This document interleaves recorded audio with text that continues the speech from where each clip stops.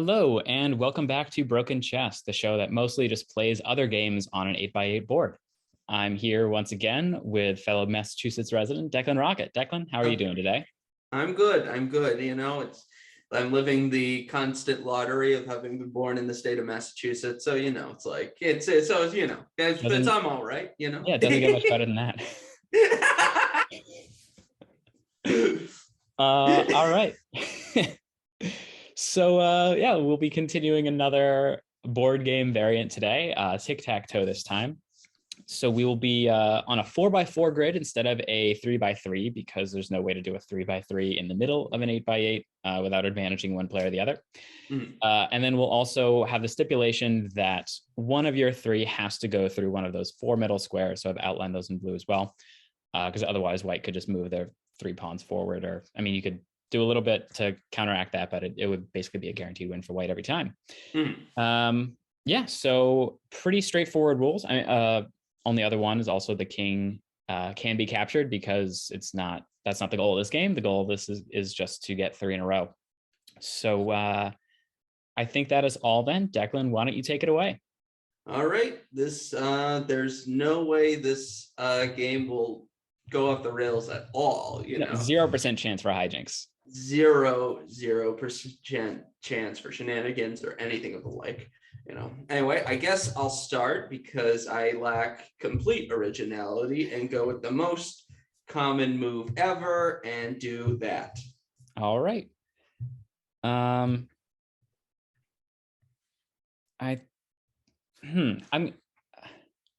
think I'm gonna go a little asymmetrical here just to perhaps give us some slight chance of hijinks. All right. I think that's pretty fair. Obviously, there's going to be a lot more play towards the center than in a normal game of chess. So we will see what happens. Oh, okay. Let's do this.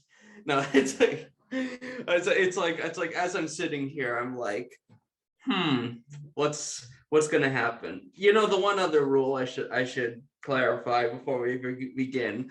Can other pieces still attack each other? Oh, yeah. So if you're like, I'm not going to move stuff on the board, but if I've got two in a row and I'm about to, like, my next move would be a third, and you can't stop that third, but you can capture one of those other two pieces. Absolutely. Like if I had, I don't know, if I had another pawn in there, like if I had a pawn on E5, my next move, I could move the bishop in there to win. You could capture my pawn, and then I wouldn't have to row anymore. Yeah, absolutely. Right. Which is very different from regular tic-tac-toe. Again, no shenanigans will occur. Anyway, I will do this move. All right. I suppose we should, because it is possible for us to get fewer than three pieces left on the board. Yes.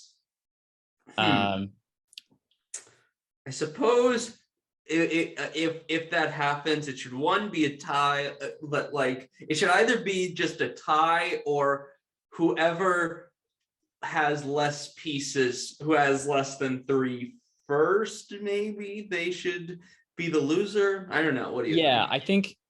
I guess it depends. Like if we each have three left and then I'd capture, and it also kind of depends on which ones they are. Like it might be a piece, if it's a king and a pawn, you might not be able to prevent the other person from getting ticket. I don't know. We'll cross that bridge when we come to it, I guess. Yeah. Again, this is a very serious game. Yeah. This is probably what all the grandmasters are going to be playing at the tournaments in 2024. Like, without a doubt. All right. I'm just gonna do that and capture you. And all right. Wow. So I see how it is. It do be like that. Well, you know what?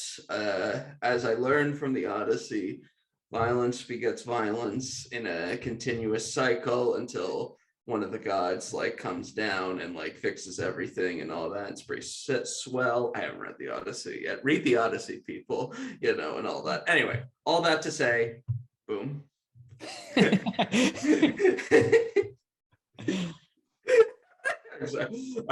I'm sorry for that to all our viewers. I'm sure.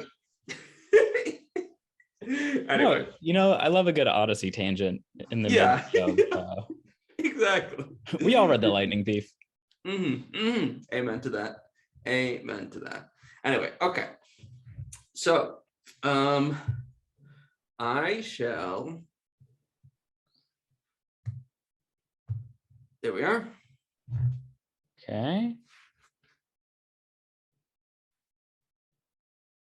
I think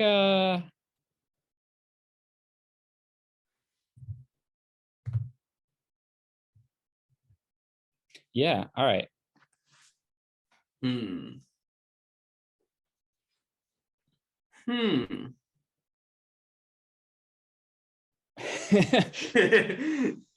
Like, man, this game's weird. Anyway. This might be quicker than I thought. Yeah, honestly. No, okay. So anyway, what am I doing? I am going to move. Oh, I know. I will move here. All right. I'm gonna go E5, and that's 3 in a row. Yeah, there we go. Yep. Okay. Oh yeah, yes, it is. In my defense, can I just quickly say in my defense? Please. I couldn't actually see the blue square that's on your board quite as easily as you are. I had to look at your screen in order to see it. So I couldn't quite. I couldn't quite remember where it was, and thus where the middle squares were and all that. Not an excuse, more just like explaining why the game ended that quickly. Sure.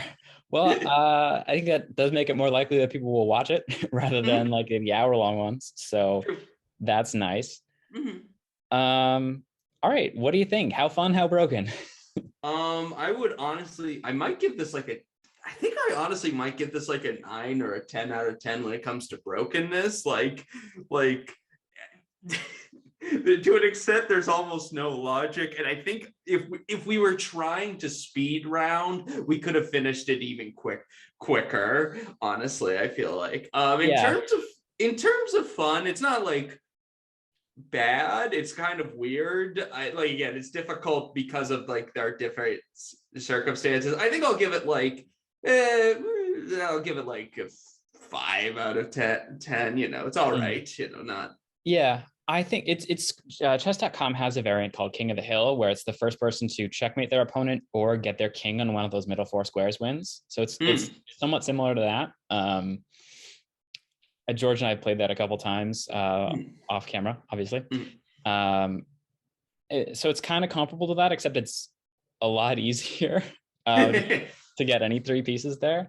I definitely think we'd get better at it if we played it more. So I don't know. I won't say it's a 9, but it's maybe like it's definitely faster and not as complicated as regular chess. So maybe like a 7 out of 10 broken.